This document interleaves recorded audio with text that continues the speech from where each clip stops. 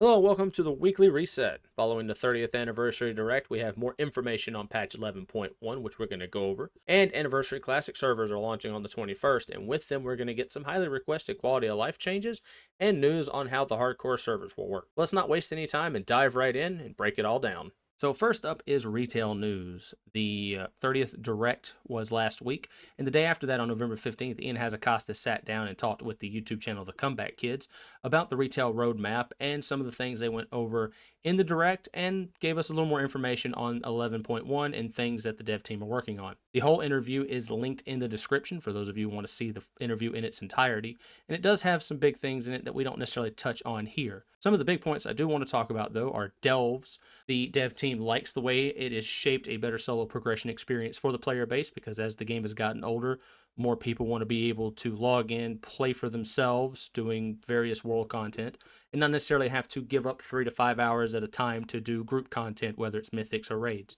They are concerned about giving gear higher than the hero track so that they don't take away from the rewarding aspect of giving time to group content. So they right now are still just going to cap rewards and delves at the hero track, so that way they don't trivialize the group content aspect of the game. They said that Bran will be the only delve companion we get for the War Within, so there won't be a new companion to have to re-level and remaster collecting all of the relics for the next season. We will work with Bran, and he will get thematic tuning for each season as we go. He will have a tank spec for the next season of Delve, so for healers or just people who would rather have Bran be the center of attention, so that way they can do their thing, Bran will be able to hold aggro, be more of a tank in the next season of Delve. For the 11.1 part of the interview, they do touch on the new mount coming to the Undermined Zone, which is called Drive, D-R-I-V-E. And it is unlockable early in the story, so you won't have to wait a couple of weeks for that vehicle to become available. You'll get it pretty much off the start. It is customizable, but not in the same way that the flying mounts are, so there's no like central rostrum and skins to collect necessarily. It is color customizable, and the handling style, like they discussed in the Direct, can be adjusted so that way you can drift or you can drive it more like a traditional car. The mount does also come with customizable boosts, one they call chaotic and one they call efficient, so I imagine you're going to sacrifice stability for power in the chaotic version. They are thinking about a potential ride-along companion. I don't know if the companion will help you with various world quests or be a driver, like a chauffeur, something like that. It didn't really touch on a whole lot of information going forward with that. There will be race courses in the Undermined Zone for the car, so it won't just be a silly little cosmetic car. It will have other things. I don't know.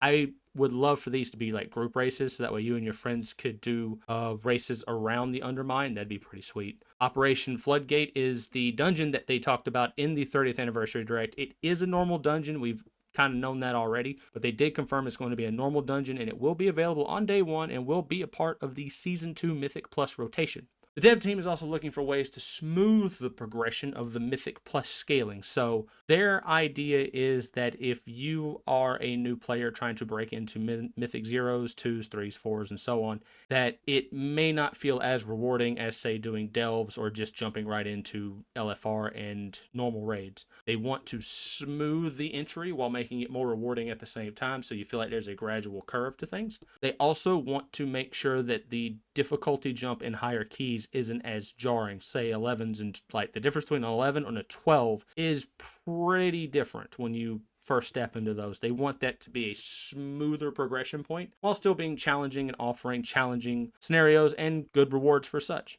The devs do like the way that the system works now, but they are looking at those points specifically. They also talked about the crest system, so the way in which you upgrade your different gear tracks this expansion has, in their eyes, worked well, and I'm not a huge fan of it or opposed. It's just another currency system that we have to use to manipulate gear power. The devs do like how the system works. It does give players something to work toward as they do that weekly and daily content, so they're not just hoping for the best drop in whatever dungeon they may be farming. They do believe they can make the system more intuitive, but they do have to make sure that they overbalance in one way or the other. They want to make sure there's enough crests for different aspects of the game without making one more rewarding than the other. They also talked about some other things in the video with the Comeback Kids, such as the Plunder Storm that's coming, a potential Legion remix that was hinted at, player housing, and more. I will, leave the interview in the description so you guys can check it out and give them a shout out and some props because they really pulled off a very nice interview with Ian and the WoW team. With the announcement of Anniversary Classic servers, the player base has been buzzing with anticipation for a fresh Classic start. Along with the buzz comes hope that Blizzard would implement some level of quality of life changes when the servers went live instead of waiting for down the road in the service. Players will be getting a handful of these excellent changes coming to the Anniversary realms when they go live. Instant mail between characters on the same account and the removal of the buff debuff limit are coming at launch, so that means that if you're trying to send gold between alts and such, you won't have to wait the 1 hour. You will be able to get it instantly as long as they're all on the same account, which is huge because for folks who like to have a banker to manage all of their resources and supplies and money, this is going to mean a much smoother transition as you do your little goblin things.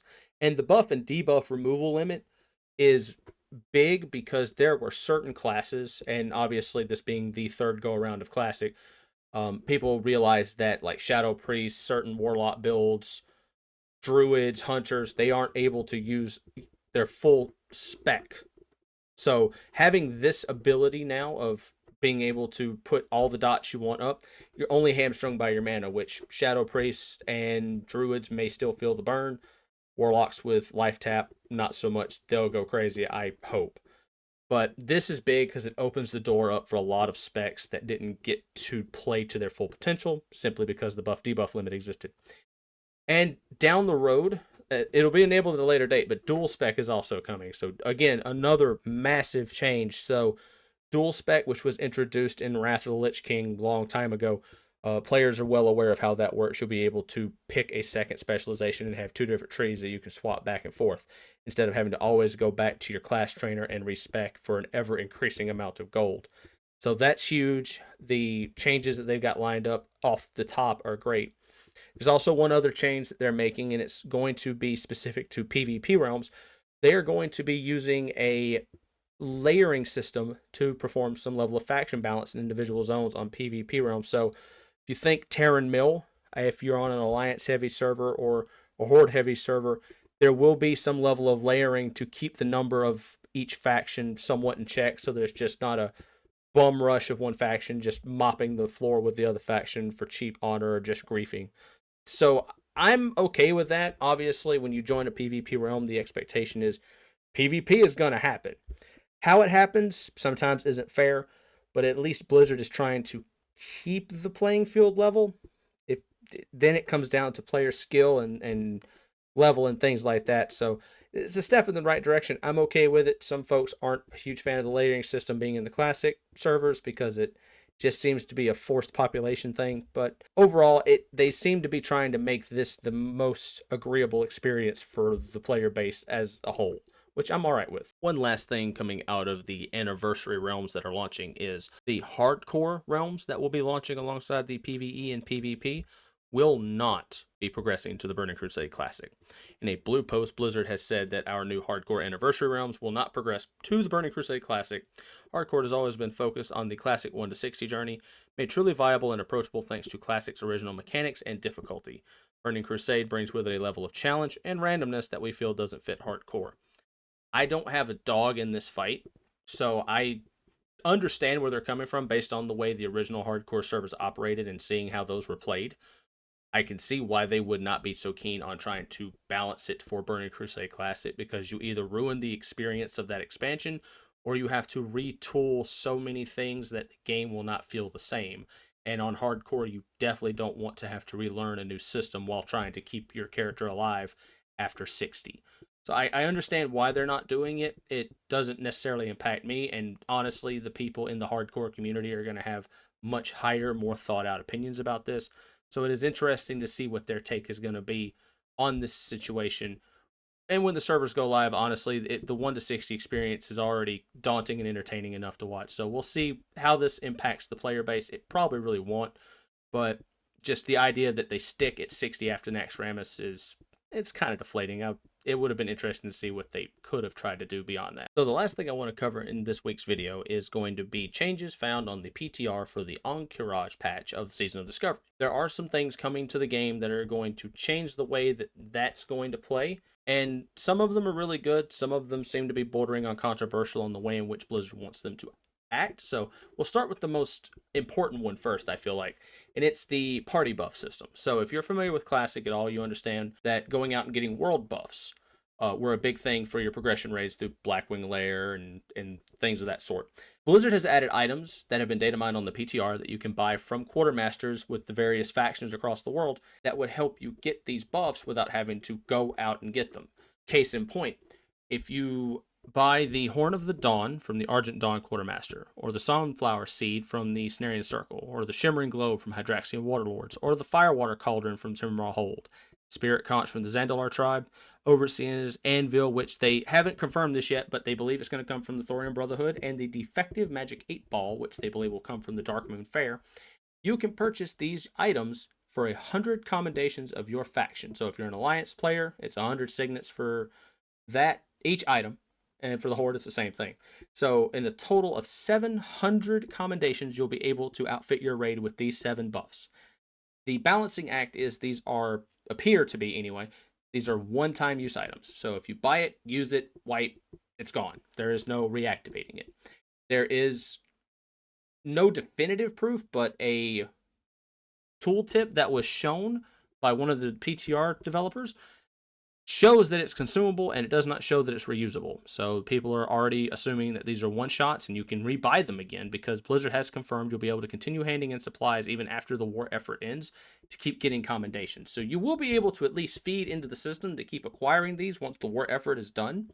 But some players are upset that these aren't permanent.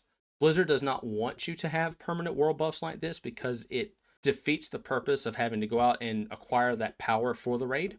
So that's their stance on balancing these things, and I don't have a say in the matter. It's not my part of the game that I play, so I would love to hear feedback from classic players on the Season of Discovery, and let me know what you think about it. Would you rather them be permanent? Are you fine with them being a raid recovery item from a wipe? Are you good with them just being the, we're confident enough to knock this out, this will be our raid buffs for the week and not worry about it type deal? Because I feel like that's what's going to end up happening with most players, is these are just going to be your raid buffs, is someone's going to go out and buy them all, buff up, you're going to be confident enough to just run through whatever raid you're doing without wiping, so these don't fall off. Now, beyond that, the next item set that we're going to look at is actually a new mechanic for the Season of Discovery Ahn'Qiraj raid.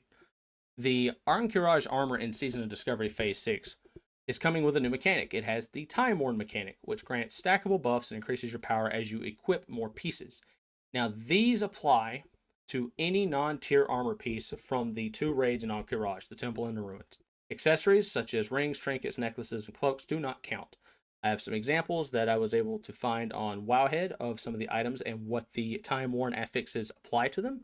So as you're building your tier sets or replacing items from previous tier when Ahn'Qiraj comes out, you will have some other non-tier options to work with that have a different set of power to them. So it adds a little bit of varied gameplay, and personally, I like this. I like when they spice up the old content.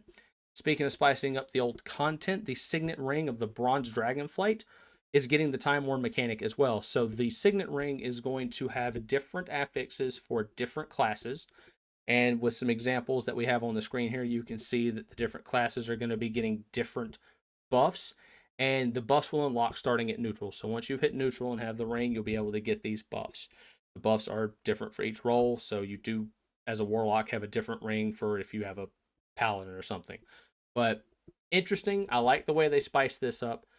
One thing I've always liked about Season of Discovery is that it just changes the way the game feels without reinventing the entirety of the game. So another nice add to the Season of Discovery. Speaking of nice ads, the last thing we're going to talk about that's coming in Season of Discovery, and one that I personally feel is a huge quality of life change, even though most people may not think a lot of it, is the raid mount you can earn in the Temple of Ahn'Qiraj for just killing the first boss. So the Temple of Ahn'Qiraj is notoriously long on foot, and if you played at any point in time during Original Classic or the first wave of Classic servers, the walk in that place to just get around, whether you wiped or was just traversing through trash and things like that, can be kind of tedious. But there were drops that came from trash that gave you resonating crystals where you could summon a rideable mount in the dungeon and be able to get around. It was great. However, you had to have them drop, and then there was always some level of pettiness that came with them because some colors were nicer than others, and everybody always had dibs. But in the next Temple of Ahn'Qiraj raid release, the first boss you killed, the Prophet Scarum, you're going to get a quest from one of the Red Dragonflight that after a couple of clicks are going to give you a tamed Silithid tank. This guy works just like the Resonating Crystals does. He will allow you to go around on his back in the temple, but if you get aggro, it goes away. So it's an automatic mount off rip. You don't have to worry about finding them. You don't have to worry about divvying them out. The other mounts will still drop. And of course, you'll still be able to get the Black Kiraji battle tank for opening the Temple of Ahn'Qiraj. But just giving this mount to the player base right away, huge quality of life change for me. And that'll wrap up this weekly reset. So let me know in the comments what you think about all the changes we talked about, from the Season of Discovery, Ahn'Qiraj changes that have been data mined, to the Anniversary Classic quality of life that's coming on launch, or just the stuff that we learned about 11.1 and some of the things and changes that they're looking forward to adding as the game continues on retail. Let me know what you think. If you liked the video, feel free to hit the subscribe button. It helps out a lot. And until next week, enjoy your time in Azeroth.